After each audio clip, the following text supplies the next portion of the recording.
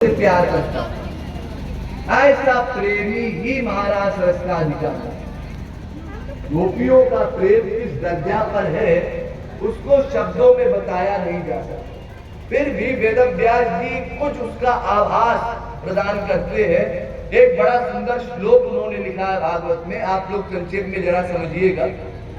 वेदव्यास जी लिखते हैं, एक गोपी श्री कृष्ण से कहती है, हे श्री कृष्ण, जब तुम्हारे वियोग के कारण मेरे भीतर विराग्नि इतनी अधिक हो जाती है कि मुझसे रहा नहीं जाता, तो मैं छुप छुप करके तुमको देखने की कोशिश करती हूँ।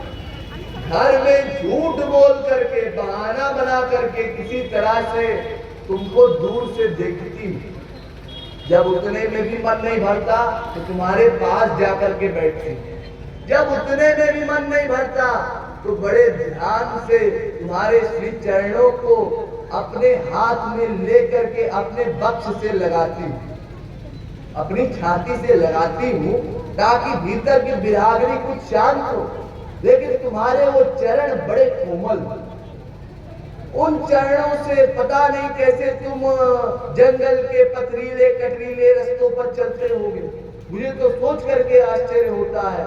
उतने कोमल चरण इतने ध्यान से मैं पकड़ती हूँ कि उसमें तुमको कोई कष्ट ना हो जाए, मेरे ये स्तन तुमको चुभ ना जाए।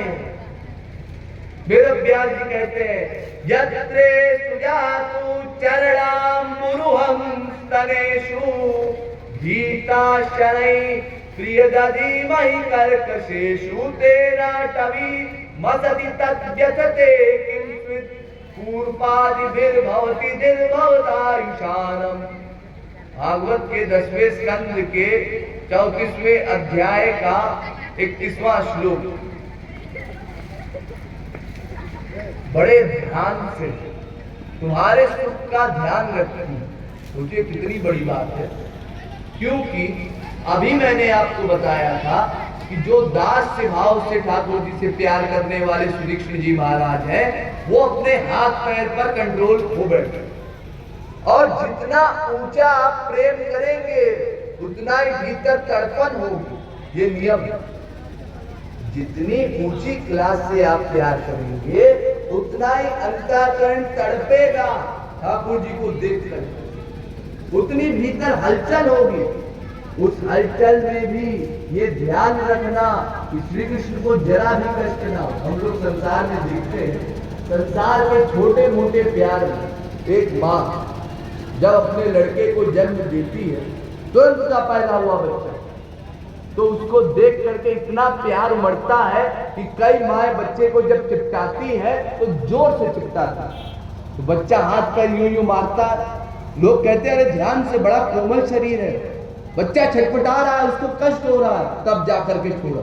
संसारी प्यार में आप लोग ऐसा देखते हैं, माँ कंट्रोल नहीं कर पाती अपना प्यार। और जहां अनंत सीमा का प्यार है, माधुर्य भाव का प्यार, वो भी समर्थार्थी वाला प्यार, उस पर कंट्रोल करना, अपने बल पर इतना संयम रखना कि ठाकुर जी को जरा भी कष्ट ना हो, ये वास्तव में श्रेष्ठता है समर्थार्थी वाले प्यार की। और इसको पा लेने वाले उस स्थान पर पहुंच जाते हैं जिस रस की याचना ब्रह्मा शंकर करते हैं। जो रस महालक्ष्मी को प्राप्त नहीं हुआ, वो रस हम जैसे गधों को भी प्राप्त हो जाता है। उसके लिए केवल एक ही शर्त है कि हम किसी ऐसे गुरु की शरण में जाए जो कि उस क्लास का महापुरुष है। अगर वो उच्च क्लास का महापुरुष है तो हमको उसी क्लास की साधना बताएगा। जिस मार्ग से वो महापुरुष स्वयं भगवान को प्राप्त करता है, उसी मार्ग से जीव को भी ले जाता है। इसीलिए वो पहले से सब गड़बड़ वाली बातें बता देगा कि देखो, श्री कृष्ण से ही प्यार करना है, साथ ही माधुर्य भाव से प्यार करना है, साथ ही उनके सुख के लिए प्यार करना है। अगर अपने सुख के लिए प्यार किया तो प्रेमाभक्ति पर जाकर के अटक जाओगे।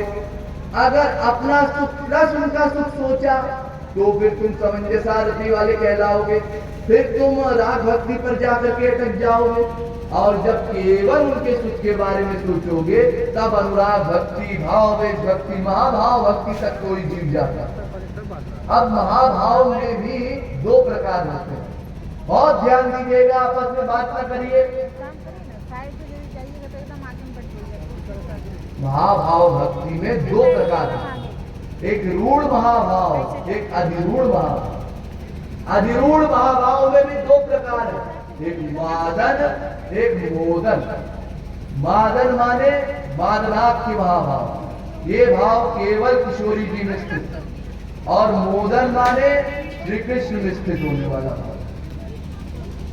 ये मोदन भाव जो है, ये भाव श्री कृष्ण में भी है, और राधा रानी की जो अंतरंग सखिया है, अष्टमा सखिया, ललिता, विशाखा, चित्रा, तुंग, विद्या, इंदुलेखा इत्यादि, इन सब में भी वो भाव है। लेकिन इन सब भावों में, इन सब रस में सर्वश्रेष्ठ रस है मादन रस। सर्वभावोत्र मोल्लासी मादनोयम परात्परा, राजते लादिनी सारो राधायामेव यस्तना।